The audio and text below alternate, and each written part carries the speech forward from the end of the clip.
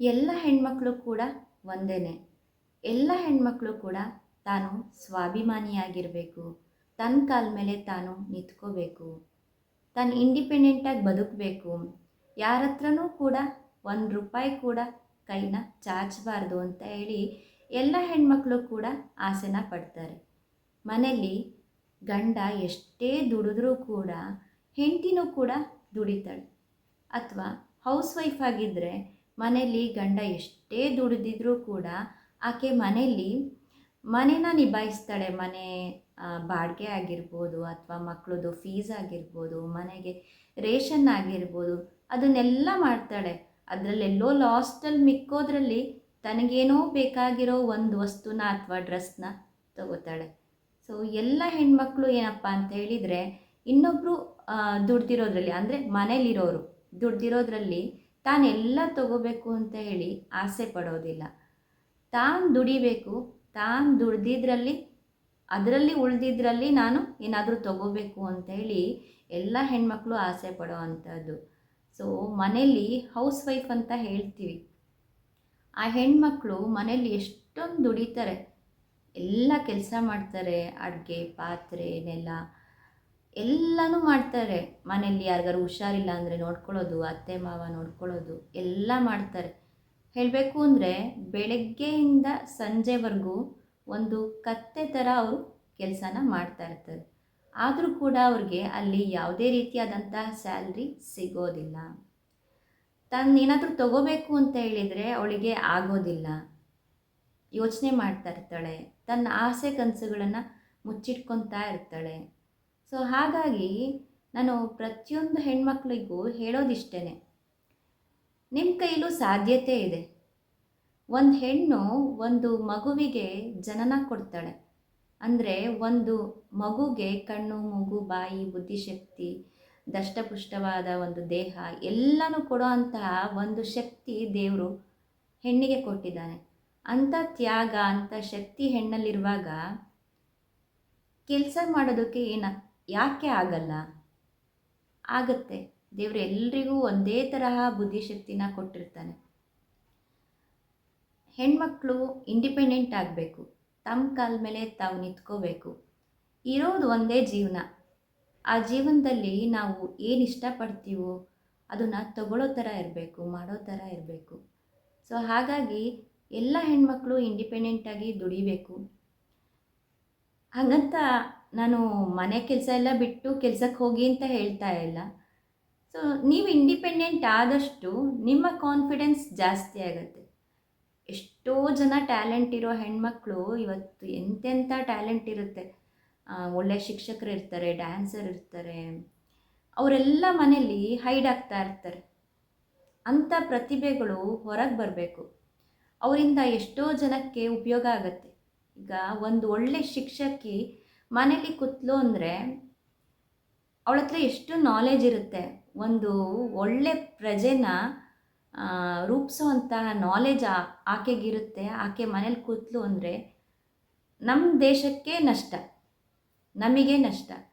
So ಹಾಗಾಗಿ ಯಾರ ಪ್ರತಿಭೆನೂ ಮನೇಲಿ ಹಾಳಾಗಬಾರ್ದು. ಸೊ ಎಲ್ಲರಿಗೂ ಒಂದು ಪ್ರತಿಭೆ ತೋರ್ಸೋಕ್ಕೆ ಒಂದಲ್ಲ ಒಂದು ರೀತಿಯಾದಂತಹ ದಾರಿ ಇದ್ದೇ ಇರುತ್ತೆ. ಎಕ್ಸಾಂಪಲ್, ನೀವು ಹೌಸ್ ವೈಫ್ ಮನೆಯಿಂದ ಹೊರಗಡೆ ಬರೋಕ್ಕಾಗಲ್ಲ ಅಂತ ಹೇಳಿದರೆ, ಓಕೆ, ನಾನೇನು ಮನೇಲೆಲ್ಲ ಡೆಗ್ ಆಫ್ ಆರ್ ಜಗಳ ಆಡಿ ಬನ್ನಿ ಅಂತ ಹೇಳ್ತಾ ಇಲ್ಲ. ಮನೇಲೇ 1-2 ಮಕ್ಳಿಗೆ ಪಾಠ ಹೇಳ್ಕೊಡಿ. ಅಥವಾ ನಿಮಗೇನೋ ಒಂದು ಆಸಕ್ತಿ ಇದೆಯಾ, ಟೈಲರಿಂಗ್, ಅದನ್ನು ಮಾಡಿ, ಬ್ಯೂಟಿಷನ್, ಏನೋ ಒಂದು ಮನೇಲೇ ಮಾಡಿ. ಸಾಧ್ಯತೆ ಇದ್ದೇ ಇರುತ್ತೆ. ಅದನ್ನು ಯಾರೂ ನಿಮಗೆ ಬೇಡ ಅಂತ ಹೇಳಲ್ಲ.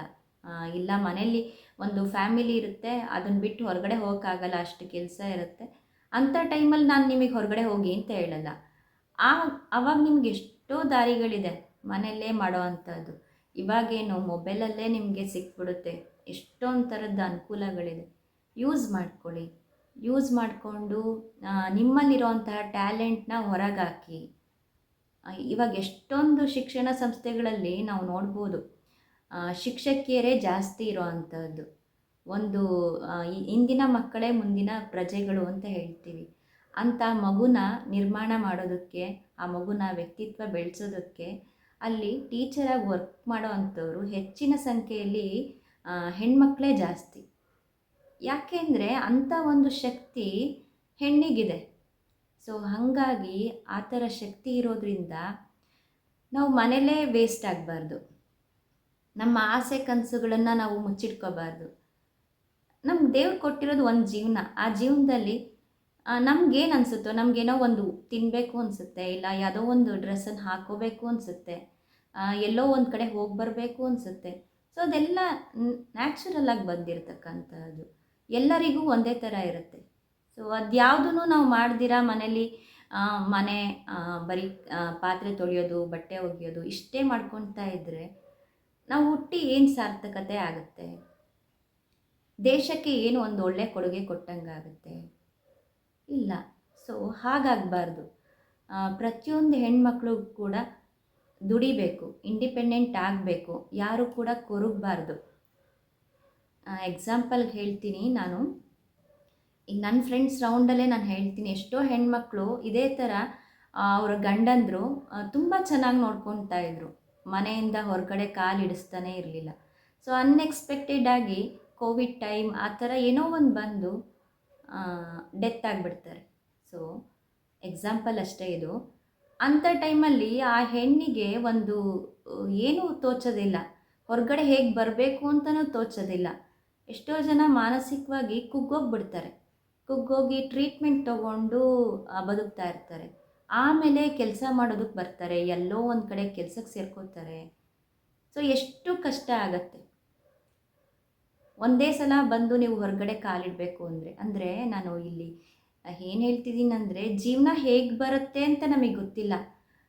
ನಾವು ಯಾವಾಗಲೂ ಇಂಡಿಪೆಂಡೆಂಟ್ ಆಗಿರಬೇಕು, ಯಾರ ಮೇಲೂ ಡಿಪೆಂಡ್ ಆಗಿರಬಾರ್ದು. ನಾವು ನಮ್ಮ ಬುದ್ಧಿ ನಮ್ಮ ಕೈಲೇ ಇರಬೇಕು. ಒಂದು ಹೆಲ್ದಿ ಫ್ಯಾಮಿಲಿ ಎಲ್ರಿಗೂ ಇರುತ್ತೆ, ಇರಲಿ ಅಂತ ಕೂಡ ನಾನು ಹೇಳ್ತೀನಿ. ಬಟ್ ನಾನೇನು ಹೇಳೋದು, ಆ ಹೆಲ್ದಿ ಫ್ಯಾಮಿಲಿ ಜೊತೆ ನಮ್ಮದೊಂದಿಷ್ಟು ಆಸೆ ಕನಸುಗಳನ್ನ ನಾವು ತೀರಿಸ್ಕೊಳ್ಳೋದಕ್ಕೆ ಒಂದಿಷ್ಟು ನಮ್ಮ ಟ್ಯಾಲೆಂಟ್ನ ಹೊರಗಡೆ ಹಾಕೋವಂಥದ್ದು. ಅದರಿಂದ ಎಲ್ಲ ಹೆಣ್ಮಕ್ಳಿಗೂ ಖುಷಿ ಅನ್ನೋದು ಸಿಗುತ್ತೆ, ಧೈರ್ಯ ಅನ್ನೋದು ಸಿಗುತ್ತೆ. ನಮ್ಮ ದೇಶಕ್ಕೆ ಒಂದು ಒಳ್ಳೆ ಪ್ರತಿಭೆ ಅನ್ನೋದು ಹೊರಗಡೆ ಸಿಕ್ಕಿ ಅಭಿವೃದ್ಧಿ ಹೊಂದುತ್ತೆ ನಮ್ಮ ದೇಶ.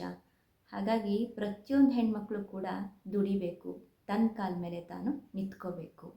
ಪ್ರತಿಯೊಂದು ಹೆಣ್ಮಕ್ಳು ಕೂಡ ಖುಷಿಯಾಗಿರಬೇಕು, ತಮ್ಮ ಕಾಲ ಮೇಲೆ ತಾವು ನಿಂತ್ಕೋಬೇಕು, ಇಂಡಿಪೆಂಡೆಂಟ್ ಆಗಿರಬೇಕು ಅಂತ ಒಂದು ಮೆಸೇಜ್ನ ನೀಡ್ತಾ ಈ ಒಂದು ಪುಟ್ಟ ವಿಡಿಯೋನ ಮುಗಿಸ್ತಾ ಇದ್ದೀನಿ. ಫ್ರೆಂಡ್ಸ್, ಈ ಒಂದು ವಿಡಿಯೋ ತಮಗೇನಾದರೂ ಇಷ್ಟ ಆಗಿದ್ದರೆ ಪ್ಲೀಸ್ ಒಂದು ಲೈಕ್ ಮಾಡಿ, ಹಾಗೆ ನನ್ನ ಚಾನಲನ್ನು ಸಬ್ಸ್ಕ್ರೈಬ್ ಮಾಡುವ ಮೂಲಕ ನನ್ನನ್ನು ಪ್ರೋತ್ಸಾಹಿಸಿ. ಧನ್ಯವಾದಗಳು.